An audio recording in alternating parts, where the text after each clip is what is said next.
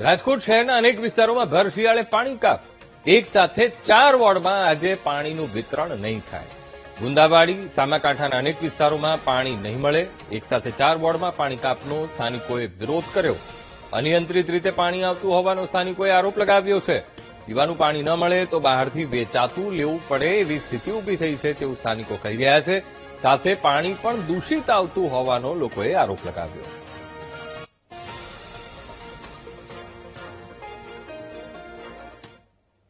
રાજકોટમાં ભર શિયાળે પાણી કાપ સર્જાયો છે અને સ્થાનિકોમાં રોષ જોવા મળી રહ્યો છે. આપ સીધા દ્રશ્યો જોઈ શકો છો. જે પ્રમાણે સ્થાનિકો છે તે હાલ રસ્તા ઉપર ઉભા છે અને વિરોધ પ્રગટ કરી રહ્યા છે. બેન, શું કહેશો? આજે પાણી કાપ છે, શું તકલીફ પડી રહી છે? પાણી કાપ તો તકલીફ તો પડે જ ને ભાઈ. પાણી વગર શું કામ થાય? બધું પાણીમાં જ કામ થાય ને. શિયાળો હોય ઉનાળો હોય, પાણી કાપ તો હોવો જ ન જોઈએ ક્યારેય. પાણી છે આપણે જરૂરિયાત વસ્તુ છે.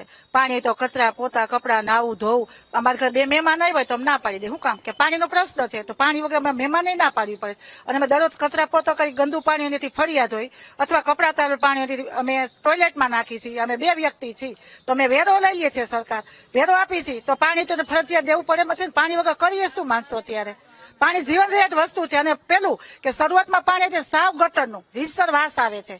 વર્ષોથી આવું પાણી આવે છે. અમે દર વખતે કહી છીએ, લોકો આવે જોઈ જાય, ચેક કરે, ખાડા ખોદે, 2 દી થાય પાછું ઈ. અને પાણીના રોજે સવારમાં તમે મનપ્લોટમાં આવજો, સવારમાં ટેન્કર આવે છે. માણસો વેચાતી ઘરમાં શાકભાજી ઓછા ખુલીએ, છોકરાઓને કોઈ ભાગ ન ખવડાવે અને આ પાણીમાં પૈસા દર વખતે નાખવા પડે છે. તો નાના માણસો બિચારા હોય તો આમાં જીવન જરૂરિયાત પાણી વાપરે કે ખર્ચા કરે આવા ખોટા? હજુ તો ઉનાળાની શરૂઆત નથી થઈ ને શિયાળો છે. હજુ તો આખો ઉનાળો કાઢવાનો તો શું કરવાનું? અને પાણી હાવ નહીં કે નીચે લાઈને લીધું તોય નથી આવતું પાણી. 5000 ખર્ચે કઈ અમે વેરા મેકી દેવાના. હા, વર્ષોથી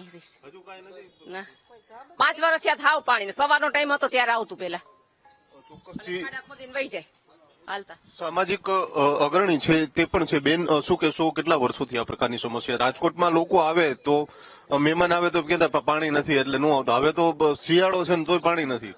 તો એ જ છે. જો આજે બી પાણી કાપ છે, બરોબર છે. હજી તો ઉનાળોની શરૂઆત થઈ નથી, ત્યાં પાણી કાપની વાતો આવવા માંડે છે, બરોબર છે. સ્માર્ટ સિટી રાજકોટ શહેર વિકસિત શહેર કહેવાય છે અને આ લોકોને અવારનવાર જે વોર્ડ નંબર 7માં તો પ્રોબ્લેમ છે, પણ અહીંના રહેવાસીઓ છે એને અવારનવાર આ તકલીફો પડે છે. ગંદુ પાણી, પૂરતું પાણી નહીં, સમયસર પાણી નહીં, પાણીનો કાપ, વેરો એ લોકો પૂરેપૂરો વેરો લે છે એ લોકો પાસેથી.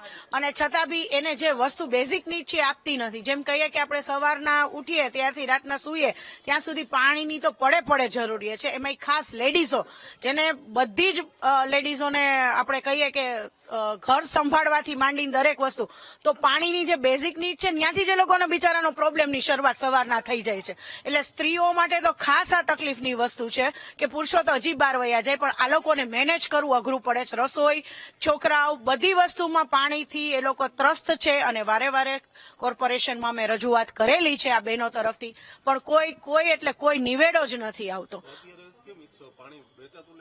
અરે ટેન્કરો મંગાવવા પડે છે 12 મહિના અને એકાત્રા ટેન્કરો મંગાવવા પડે છે. અને સામાન્ય જે ઘરના હોય એ લોકોને બીજી બધી વસ્તુ જરૂરિયાત, ભણતર, છોકરાઓની વસ્તુ એ નેવે મૂકી પાણી વગર તો ચાલે નહીં ભાઈ. એટલે એ લોકોનું બજેટ ખોરવાય છે પાણીની પાછળ.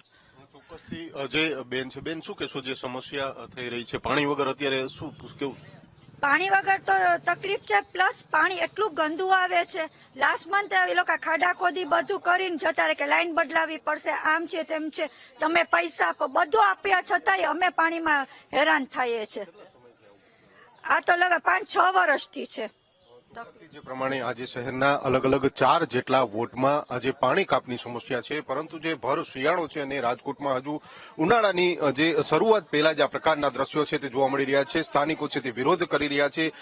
દૂષિત પાણી આવતું હોય તે પ્રકારનું પણ ક્યાંક ને ક્યાંક જે કહી શકાય છે કે સ્થાનિકો દ્વારા આક્ષેપ કરવામાં આવી રહ્યો છે. ઘણા સમયથી આ પ્રકારની સમસ્યા છે. સ્થાનિકોને વેચાતું પાણી લેવું પડી રહ્યું છે. સ્થાનિકોમાં પણ રોષ જોવા મળી રહ્યો છે. કેમેરામેન જુનેદ જફાઈ સાથે ભાવેશ ચંદ્રબાબુ, ટીવી ન્યૂઝ, રાજકોટ.